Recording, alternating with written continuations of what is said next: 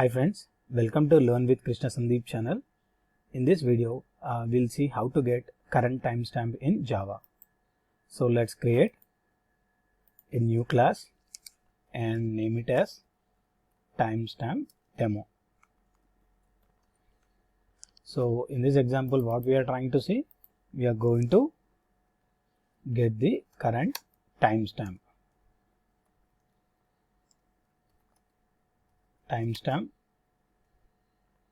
So just say timestamp equal to new timestamp. So timestamp equal to new timestamp, and to this new timestamp we need to pass the time. So how do we pass the time? Just say system dot current time in millis, which will give you the current time. So here is the timestamp class. So what is this purpose of timestamp class? So it constructs a timestamp object using a milliseconds time value.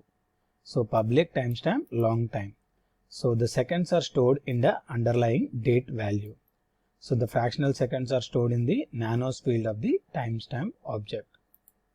Now let's just print sysout timestamp. Okay. Now let's run the program and see the output. So if you see here we are getting the timestamp including the date. So what is the time now? 10:59 and including the milliseconds. Now let's run and see again. You see here 34.875. And this is one way to print the timestamp. Let's see the other way how to get the current timestamp. So first let's create the date object. Date equal to new date, and just say system.out.println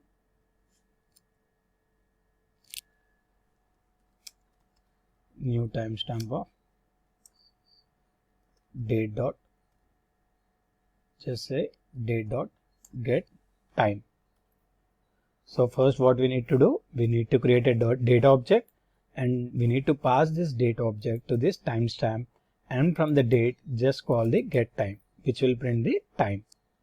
Okay, so in this new timestamp, if you see here we have time as well as the, okay, we can also pass the time from the date object also.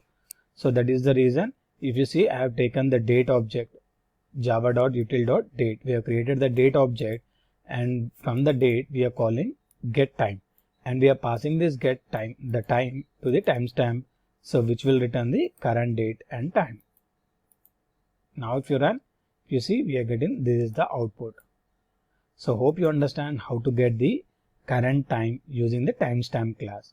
So what is this timestamp class? It is a thin wrapper around the java.util.date. So it allows the JDBC API to identify this as an SQL timestamp value. So one more important feature of this timestamp, what is this? It allows the JDBC API to identify the SQL timestamp value. It also adds the ability to hold the SQL timestamp fractional seconds value by allowing the specification of fractional seconds to a precision of nanoseconds.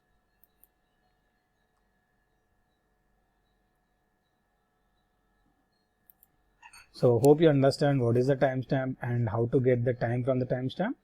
So thanks for watching my video. If you like my videos, don't forget to subscribe to my channel Learn with Krishna Sandeep.